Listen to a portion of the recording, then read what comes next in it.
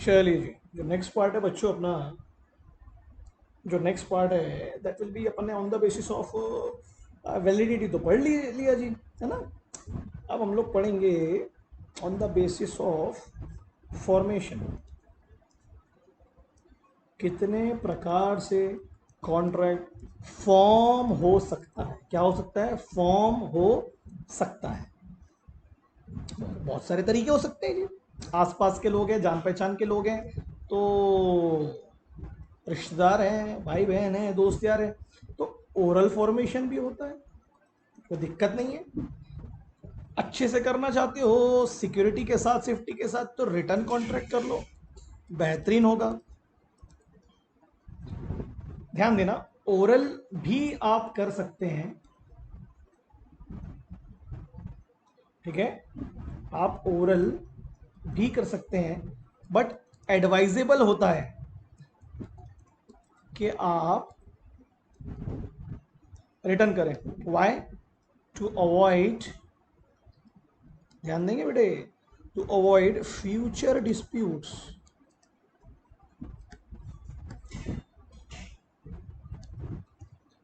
क्योंकि आपको पता है लिखित में रहेगा तो डिस्प्यूट के टाइम पर काम आएगा। आएगा कि नहीं आएगा? बराबर है ना। तो जब ओरल रिटर्न दोनों रहेंगे तो उसको हम क्या बोलते हैं? Contract on the basis of, ध्यान देना, contract on the basis of expression, यानी express contract. It may be oral, it may be written. May word आया है बेटा, मे वर्ड, ठीक है। तो एक सेक्शन लिख देता हूं मैं आपके सामने कि जिससे आपको क्लियर हो जाए। सेक्शन 10 में तो आपके पूरे एसेंशियल एलिमेंट थे, दिक्कत वाली बात है नहीं बेटे मेरे बच्चों। तो सेक्शन 9 क्या बोलता है? सेक्शन 9, थोड़ा पेन में दिक्कत है। सेक्शन 9 क्या बोलता है? इफ एनी प्रपोजल जी, proposal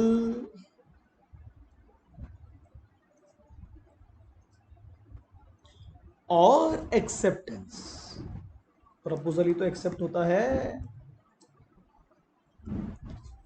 of any promise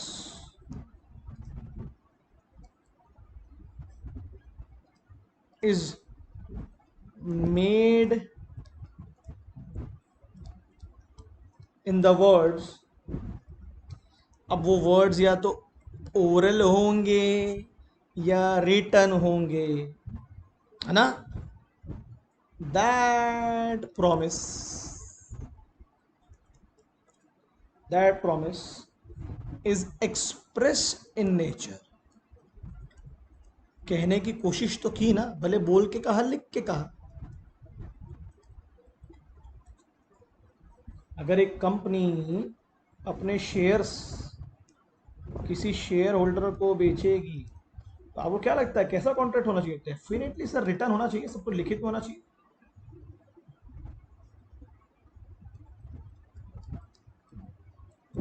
advisable होता है। क्लियर है जी? I hope. अब आ जाओ मेरे फेवरेट पार्ट पर, इसी का दूसरा पार्ट है, एक्सप्रेस में फॉर्मेशन का दूसरा पार्ट है, ठीक है। नेक्स्ट कॉन्ट्रैक्ट का नेक्स्ट हिस्सा, दैट इज इम्प्लाइड कॉन्ट्रैक्ट। मेरा फेवरेट पार्ट है, क्योंकि ये पूरे कॉन्ट्रैक्ट में झलकेगा ये वर्ड, पूरे लॉ में झलकता है मगर कॉन्ट्रैक्ट में स्पेशली। अब इम्प्लाइड की सिंपल सी मीनिंग है, कैसी मीनिंग है? सिंपल सी मीनिंग है, जब आप कोई बात कह के नहीं बता पाते, लिखित में नहीं बताते, तो कई बार वो आपका कंडक्ट बता देता है। By the conduct of the parties.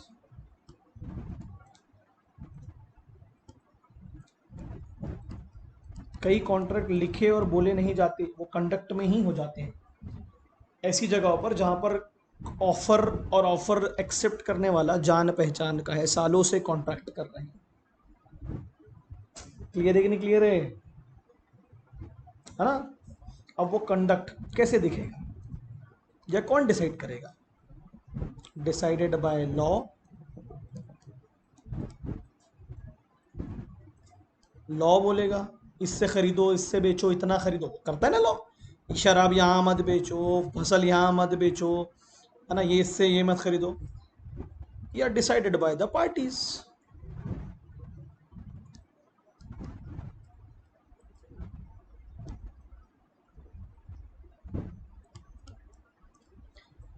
है ना, जो लॉ के द्वारा जो कंडक्ट डिसाइड किया जाता है उन कॉन्ट्रैक्ट्स को हम लोग बोलते हैं, ध्यान देना, कॉजी कॉन्ट्रैक्ट।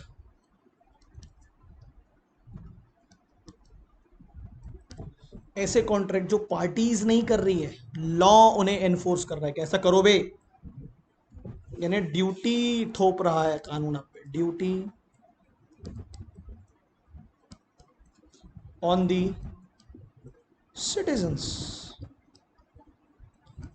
कॉजी कॉन्ट्रैक्ट, है ना, बाय लॉ।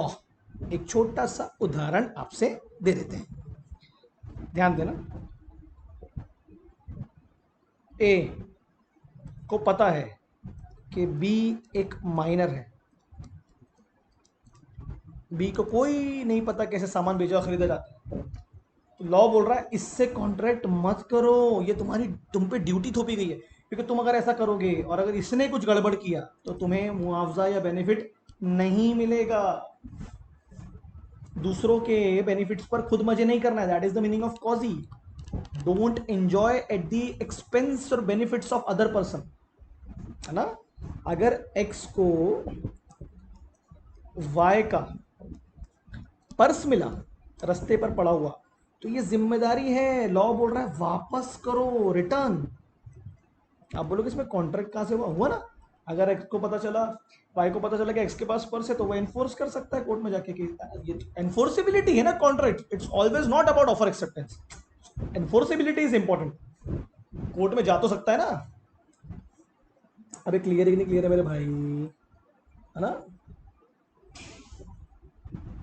तो अदर देन वर्ड्स स्पोकन और ओरल जो कॉन्ट्रैक्ट होंगे वो क्या होंगे, इम्प्लाइड, जो आपके बिहेवियर से, है ना, आपके काय से डिसाइड हो जाएंगे, बिहेवियर से ही क्लियर हो गया, बोलने की जरूरत ही नहीं पड़ी वहां पर। एक छोटा सा उदाहरण दे देते हैं आपको। मेरे फादर जो थे ना, मतलब मेरे फादर तो अभी भी हैं, अल्लाह करे हमेशा रहें। मेरे फादर बालाघाट अप डाउन करते थे, मैं बालाघाट में रहता था पहले, पढ़ाई वहाँ थी मेरी। तो वो रोज़ ना अप डाउन करते थे बस स्टैंड से।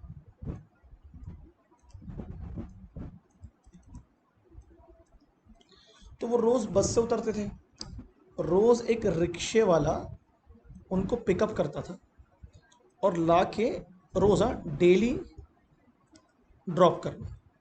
ऐसा कम से कम 20 साल हुआ, 18 से 20 साल, 15 से 18 साल, हाँ ऐसा बोल सकते हैं।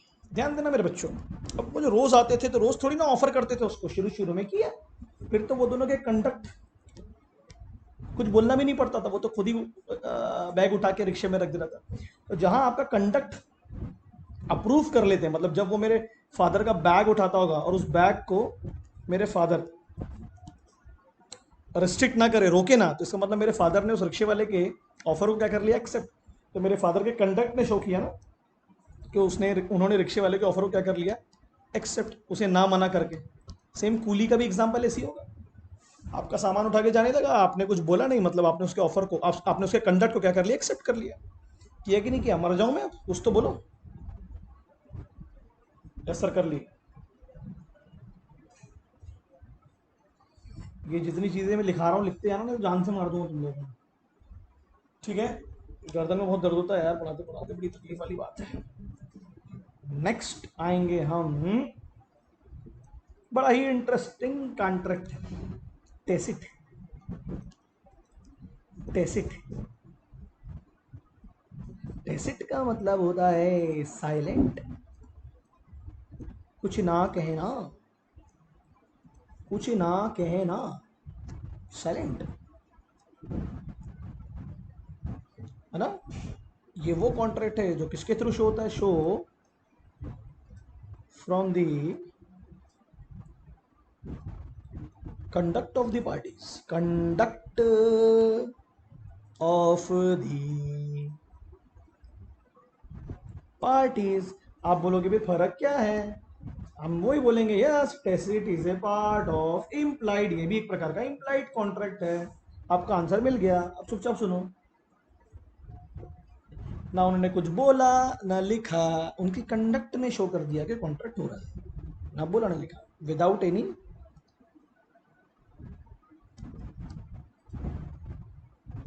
without any words spoken or written। ऐसा क्या कंडक्ट था भैया, जरा बताइए तो। ओके जी, दो एग्जांपल देंगे हम आपको यहां पर। एक है आपकी एटीएम मशीन का, इसको वन साइडेड कॉन्ट्रैक्ट भी कह सकते हैं कि एक पार्टी रिएक्ट कर रही है, दूसरी एक पार्टी एक्ट कर रही है, दूसरी सिर्फ रिएक्ट कर रही है, कुछ कह नहीं रही। अब वो रिएक्शन ही कंडक्ट है। एटीएम मशीन में आप गया, आपने कार्ड स्वैप किया, एटीएम मशीन आपको ऑफर दे रही थी आओ ना कार्ड लगाओ ना, आपने कार्ड स्वैप करके उसके ऑफर को एक्सेप्ट कर लिया, तो आपके कंडक्ट जैसे हुआ ना कि आपने उसके कान में जाके बोला पैसे दे, ये लिखित में कुछ चिट्ठी लिखी नहीं ना, आपका कंडक्ट था ना, आपका कंडक्ट क्या था, कार्ड को डालना अंदर, था कि नहीं था। और जब पैसे आ गए बाहर तो इसका मतलब क्या हो गया, it becomes a contract, perform कर दिया आप दोनों ने कॉन्ट्रैक्ट। क्लियर है कि नहीं क्लियर है। एटीएम के ऑफर को आपने क्या कर लिया, एक्सेप्ट किया कि नहीं किया भाई। उसको उल्टा भी बोल सकते हैं कि हमने ऑफर दिया कार्ड डाल के और एटीएम ने एक्सेप्ट कर लिया, yes you can say this line, है ना, कि एटीएम तो हमें इनवाइट कर रहा था, एक ही बात है, बट यहाँ क्या हो रहा है, पार्टी का कंडक्ट है सेम। वेट मशीन क्या है आपका कंडक्ट, सिक्का डालोगे पर्ची निकलेगी, कान में बोलोगे क्या, लिखित में एप्लीकेशन लिखोगे, उसको लेटर लिखोगे ये मेरा वेट बता, नहीं ना रे, ऐसा नहीं होता। दीज आर दी कंडक्ट, ठीक है, ये सब इम्प्लाइड कॉन्ट्रैक्ट के ही हिस्से हैं। कॉजी कॉन्ट्रैक्ट मैंने बता दिया आपको, क्या बोला जल्दी बोलो, कॉजी कॉन्ट्रैक्ट। अब भी बोला मैंने, मर जाऊंगा मैं अगर तुम लोगों ने मेरा साथ नहीं दिया।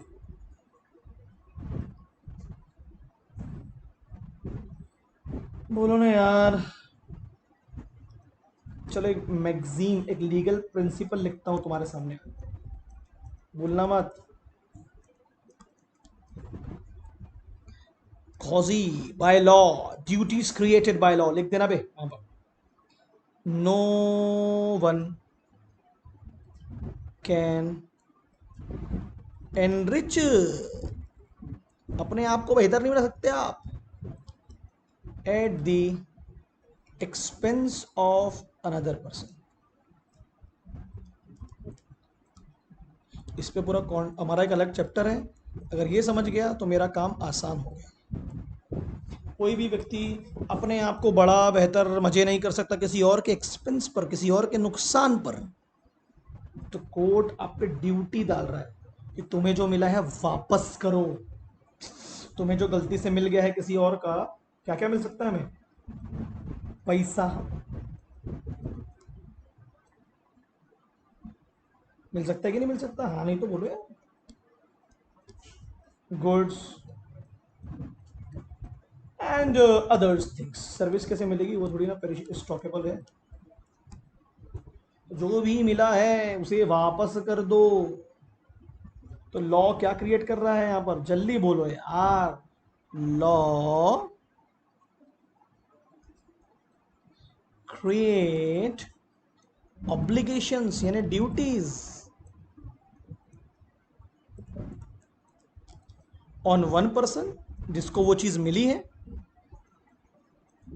और जिसकी है उसको राइट दे रहा है कि तुम उससे ले सकते हो, एनफोर्स कर सकते हो, and right on another person, जिसको प्रॉमिस ही भी कह सकते हैं। क्लियर है, दैट इज द कॉजी कॉन्ट्रैक्ट। जो मिला है वापस कर दो, जिसका भी है रखो मत, मजे मत लो उसके। तो यहाँ पर पार्टीज ऑफर एक्सेप्टेंस नहीं कर रही हैं, यहाँ कोई ऑफर एक्सेप्टेंस नहीं हो रहा है, यहाँ पर एनफोर्सेबिलिटी इंपॉर्टेंट है। अगर मुझे पता चला मेरी चीज़ किसी और के पास में है और जो मेरी है, तो डेफिनेटली मैं उस बात को एनफोर्स करूंगा किसके सामने, in the eyes of law, और कोर्ट मुझे उसकी इजाज़त देगी क्योंकि मेरा सामान है ना, मेरे पैसे हैं। बशर्ते मुझे पता होना चाहिए कि किसके पास है। इस कॉन्ट्रैक्ट में ऑफर एक्सेप्टेंस नहीं होता। अब किसी का पर्स मेरे को मिला, उसमें क्या ऑफर एक्सेप्टेंस, उसने थोड़ा ना दिया मेरे को। कोर्ट बोल रहा है वापस कर दे भाई, वापस कर दे। ठीक है। और फॉर्मेशन में एक लास्ट पार्ट पढ़ लेते हैं, दैट इज ई कॉन्ट्रैक्ट। ये पोर्शन अगर अपना खत्म हो गया और आपने अच्छे से इसको लिख के प्रैक्टिस कर लिया, इसके बाद में आपको ऐसे पढ़ाऊंगा कि 10 दिन में आप 40 दिन की पढ़ाई कर लोगे और आपको स्कोर भी कर जाओगे आप, और ये भूलोगे भी नहीं कभी। ई कॉन्ट्रैक्ट्स यानी इलेक्ट्रॉनिक कॉन्ट्रैक्ट्स, है ना। जब दो और दो से ज़्यादा लोग इलेक्ट्रॉनिक मीन्स के थ्रू, इलेक्ट्रॉनिक मीन्स यानी माध्यम के थ्रू कॉन्ट्रैक्ट करते हैं। थोड़ी पेन की प्रॉब्लम है, माफ़ी कर देना। उसे हम कहते हैं ई कॉन्ट्रैक्ट। एग्जाम्पल दे दो, ईमेल, है ना। ईमेल से कितने सारे कॉन्ट्रैक्ट होते हैं जी। एग्जाम्पल दे दो, ई कॉमर्स, आप कितनी सामान खरीदते हो, फ्लिपकार्ट, अमेजोन, ये वो, होम शॉप 18। तो कौन सा कॉन्ट्रैक्ट होता है आपके और ई कॉमर्स के बीच में, ई कॉन्ट्रैक्ट। फोन लगा के थोड़ा ना ऑर्डर करते हो, फ्लिपकार्ट वाले ये भेज। बराबर है कि नहीं बराबर है मेरे बच्चों। और कैसे लिंक होते हो आप इस मार्केट से, थ्रू ईडीआई। ईडीआई का फुल फॉर्म लिख लेंगे अपन, इलेक्ट्रॉनिक डेटा इंटरचेंज। ट्रांजेक्शन भी कैसे होते हैं, बेसिकली ई मोड में।